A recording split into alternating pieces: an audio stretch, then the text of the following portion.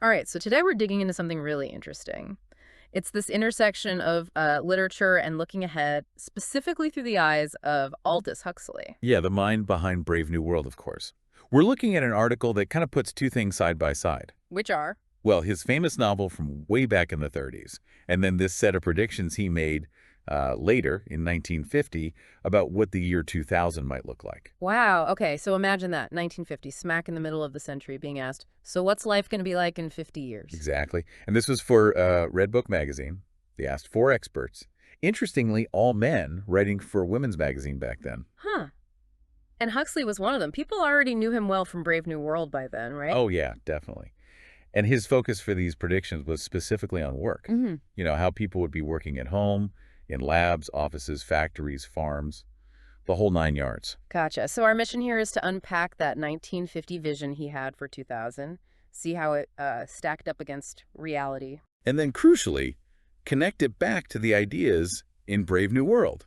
See how these two different glimpses of the future might actually, talk to each other. Should be pretty insightful. Okay, so where did Huxley start with these 1950 predictions? What was the setup? Well, he began by laying out what he saw as the three great problems humanity just had to tackle by the year 2000. Three big ones. What were they? First, avoiding war, which he actually said up front was a large assumption to even make. Fair enough, especially in 1950. Right.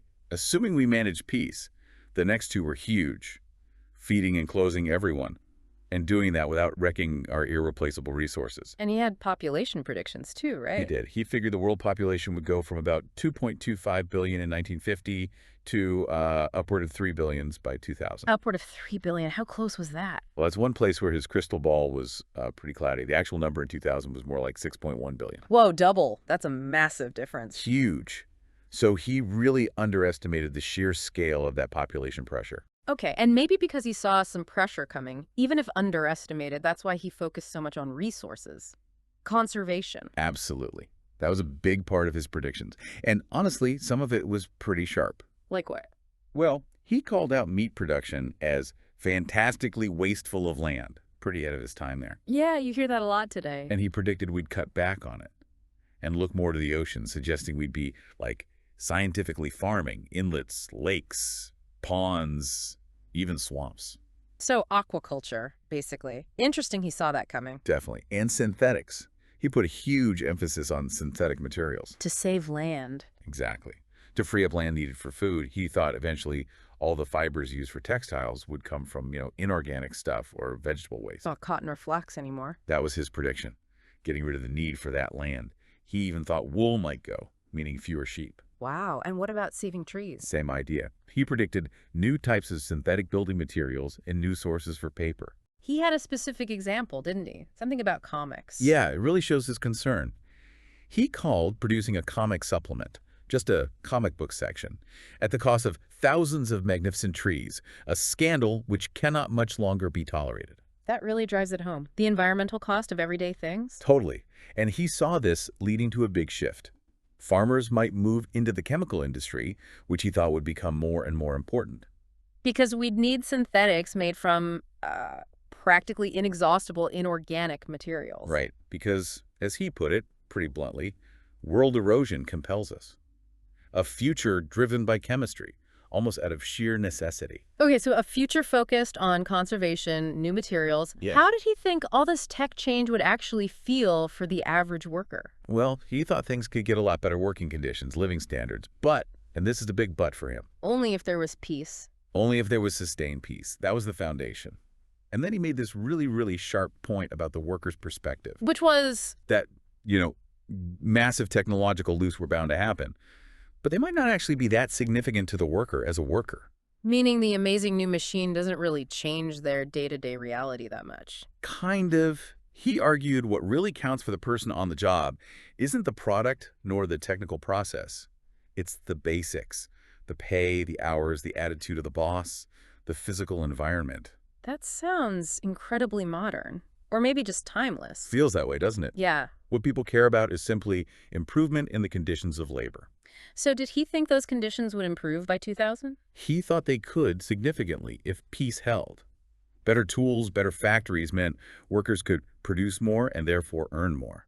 Did that pan out? Did wages keep up with productivity? Not entirely, according to the source material. That link wasn't quite as direct over those 50 years as maybe he hoped. Wages didn't always track productivity gains perfectly. Okay. And he also had ideas about where people would work, right? Not just how. Yeah, this was a big one for him. He predicted factories and offices would move away from the great metropolitan center Out to the countryside. to small country communities, Hmm. yeah.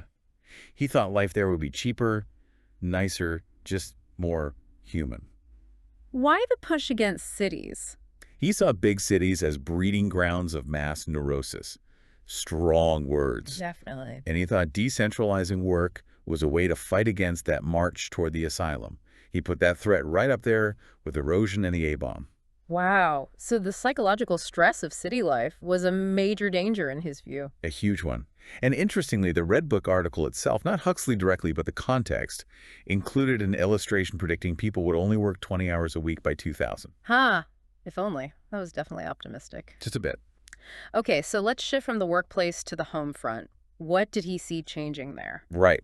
He made the point that while the end product might not matter much to the factory worker, it means a lot to the housewife in the language of the time. And how would life at home change? He thought those synthetic building materials would be easier to clean. Solar heating would make energy cheaper and cleaner. Sounds good so far. And electronics in the kitchen would, greatly simplify the task of the cook. Yeah. Overall, he figured the business of living should have become decidedly less arduous. Less daily grind. But people would be living longer too, right? He saw that coming. Yes, exactly. Less physical toil maybe, but life would last, on the average, a good deal longer.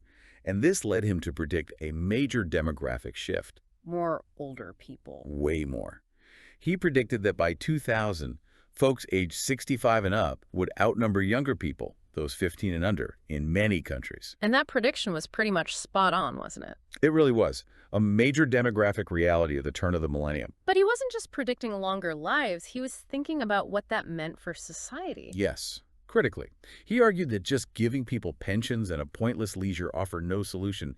That wasn't enough. What did he think was needed? He hoped, or predicted, that by 2000, the world would find ways for older people to use their experience, their strength, in ways that were satisfactory to themselves and valuable to the community. So, purpose in later life, not just being put out to pasture. Exactly. He was concerned with contribution and meaning, not just extending lifespans or providing basic support. Okay, this gives us a really good picture of Huxley the futurist in 1950. Practical, consumed with resources, work conditions, aging. Now let's bring in the other Huxley, the novelist. Right. The Huxley of Brave New World, published way back in 1932, nearly 20 years earlier. And remind us the core of Brave New World is. Well, it's this chillingly effective dystopia, the world state. The source describes it well. Citizens are basically environmentally engineered into an intelligence-based social hierarchy. Engineered from birth, almost. Yeah, the novel imagines huge scientific advances, reproductive tech, sleep learning, psychological manipulation, conditioning, all used to create this stable, controlled society. A society that the main character ultimately rebels against. It came out in 32, written super fast in 31. People often compare it to Orwell's 1984, but kind of the flip side. Exactly. Often called an inversion. Orwell's about control through pain and fear. Huxley's more about control through pleasure, conditioning, and genetic destiny. He revisited the ideas later, too, in nonfiction and another novel, Island. It's had a massive impact, obviously. It's still widely read, debated. Oh, absolutely. The source mentions it's ranked super high on lists of 20th century novels, and it's constantly being challenged or banned, even today. It's on the American Library Association's list of most challenged books pretty regularly. Which brings us to the core question. How do these two Huxleys connect? The 1950 predictor focused on resources and work, and the 1930s novelist imagining this engineered dystopia. Well, I think when you look at the 1950 predictions, you see him wrestling with real-world pressures. Population, resources, the stresses of modern work and life. And proposing solutions. Synthetics, aquaculture, moving work out of cities. Right. Technological fixes, organizational fixes. But then you look at Brave New World, and it's like those same pressures are taken to an extreme, and the solutions become, well, terrifying. How so? Like resource scarcity. In Brave New World, it seems solved for the privileged citizens, but maybe because of total control over production, consumption, even human reproduction. efficiency above all else. And the mass neurosis of cities he worried about in 1950. In Brave New World, that's managed away. Conditioning eliminates deep feelings, difficult relationships are discouraged, and there's always soma, the drug, to smooth over any lingering discontent. No neurosis, but maybe no real humanity either. That point about the aging population is striking, too. His 1950 hope for purpose for the elderly. Yeah, contrasts sharply with Brave New World, doesn't it? People are designed for specific roles. Usefulness seems key. There's no sense of valuing elder wisdom or experience for its own sake, like you hope for in 1950. The system prioritizes stability and function. And that observation from 1950, that workers ultimately care about pay, hours, conditions, the human stuff. It really echoes the deep questions in the novel, I think. Brave New World asks, what happens if you perfect the conditions, engineer away the discomfort, but lose the messy, unpredictable, maybe essential parts of being human in the process? So it's like both the predictions and the novel stem from the same core anxieties about technology, society, and what it means to live a good life. I think so. The 1950 piece is the pragmatic engineer trying to solve problems. Brave New World is the warning prophet showing where those solutions could lead if we're not careful about what we value. And how did the source article ultimately rate those 1950 predictions? It called them fairly accurate in spirit, especially on the resource issues. It did point out, though, that he missed some big social shifts that really changed the workforce. But that core insight about work. Yeah, that work is work, and people want decent conditions, and paid the article calls that a timeless observation.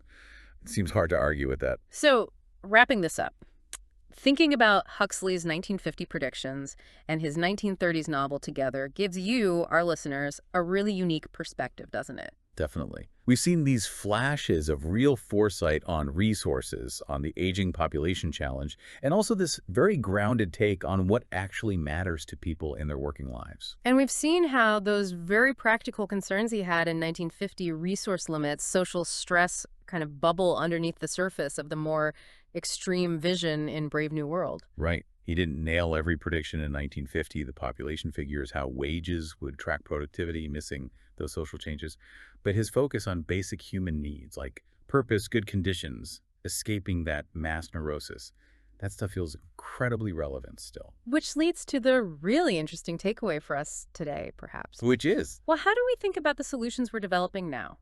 For climate change, for efficiency, for managing complex societies?